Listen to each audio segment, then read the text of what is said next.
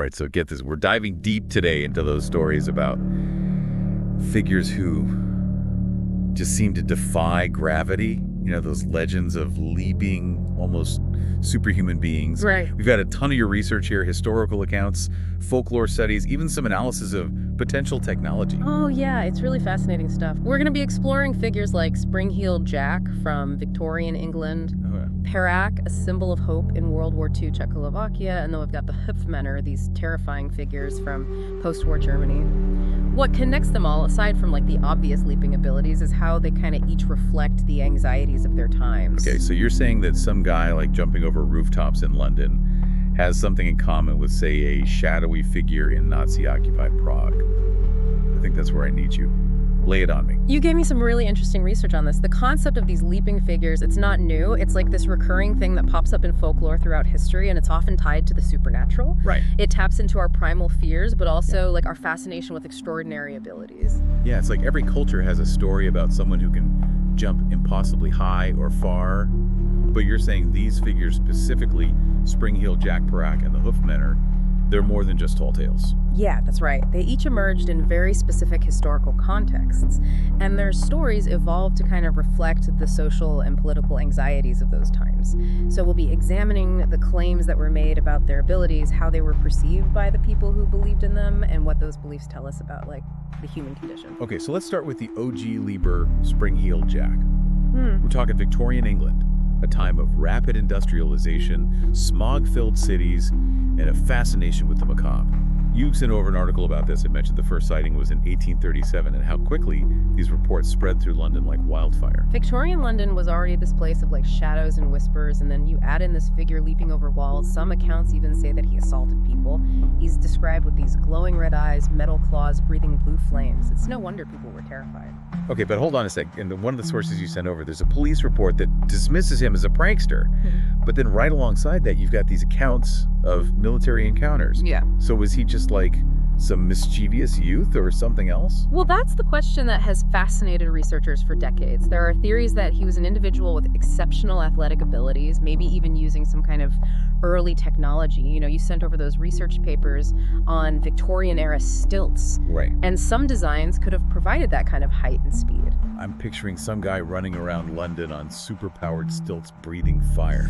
It's a wild image. But then again, we're talking about a time when people were just starting to understand things like electricity and flight. Anything seemed possible. Exactly.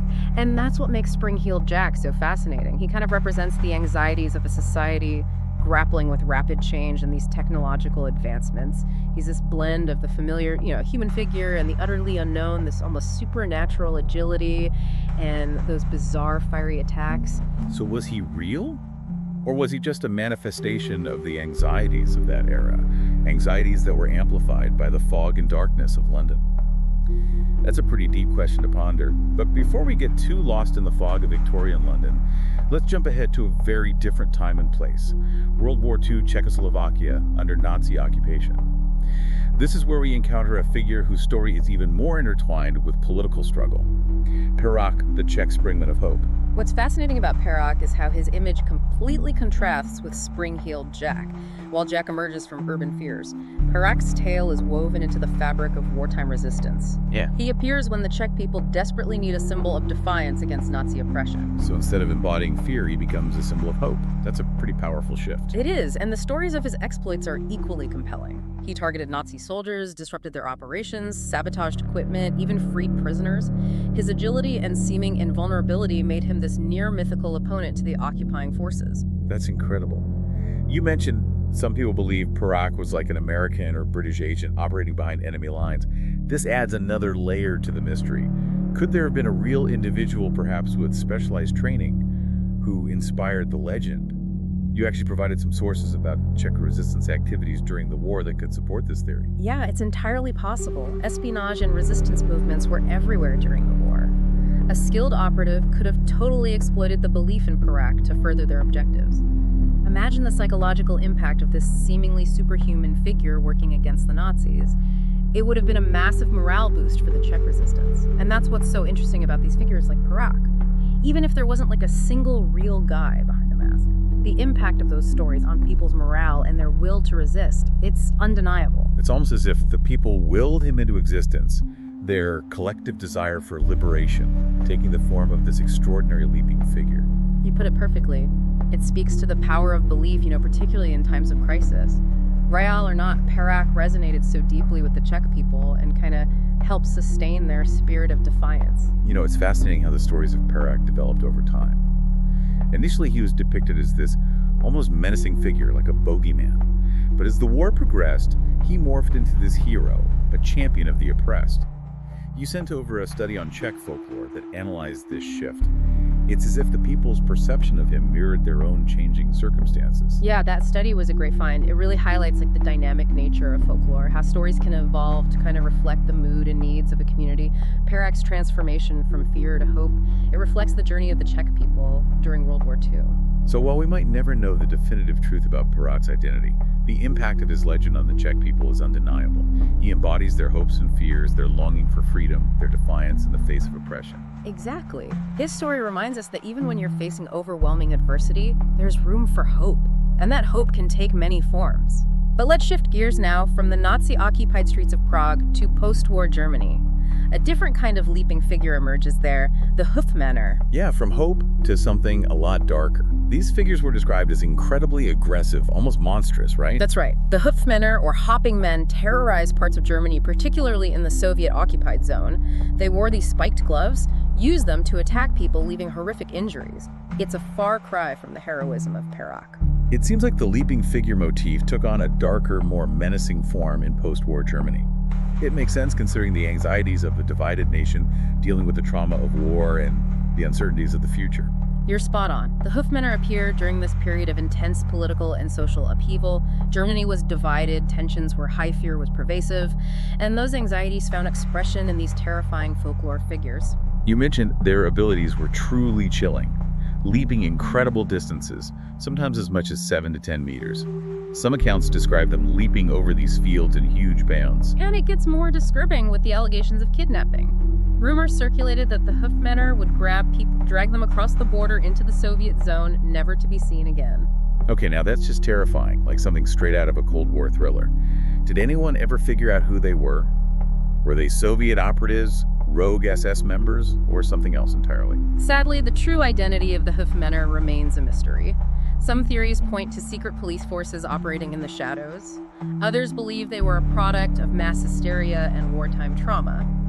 There are some compelling arguments in the research you provided, particularly that psychological study on collective trauma and its manifestation in folklore. It's fascinating how these figures, just like spring-heeled Jack and Perak, they seem to embody the anxieties of their times.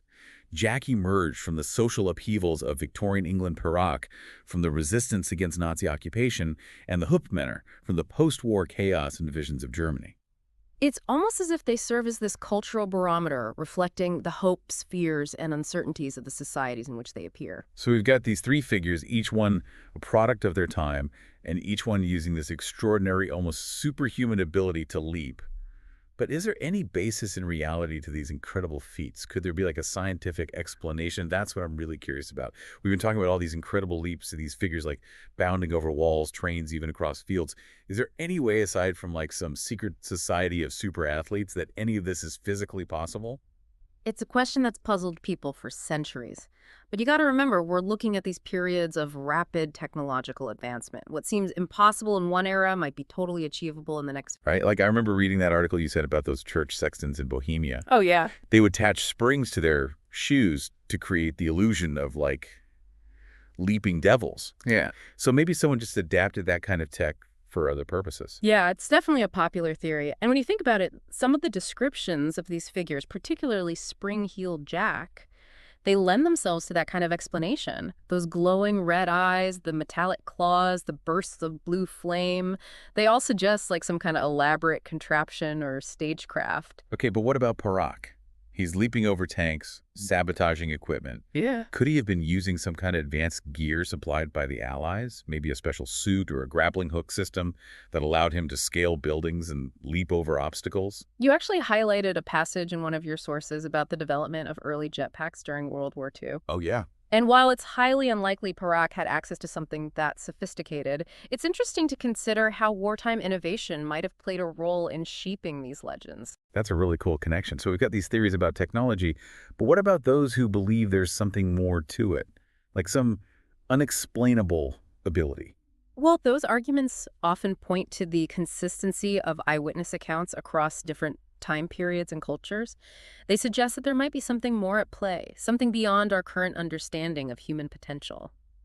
Maybe there are techniques, physical or mental, that allow individuals to achieve these extraordinary feats of agility. It's like that study you included on the power of belief and how it can influence physical performance. If people believe they can achieve something extraordinary, maybe they actually can. It's definitely a thought-provoking idea. Whether we believe these figures were real individuals using technology products of mass hysteria or something in between their stories force us to confront the limits of our own knowledge and understanding. So are we left with more questions than answers? Perhaps. But that's part of what makes these stories so enduring. They spark our curiosity, challenge our assumptions, and remind us that there's always more to discover. They invite us to take a leap of faith to consider the possibility that the world might be a little more extraordinary than we think. Well said. And maybe, just maybe somewhere out there, someone is listening to this deep dive, taking inspiration from these tales and preparing for their almost extraordinary leap into the unknown. Thanks for joining us on this incredible journey through the world of leaping legends. Until next time, keep exploring.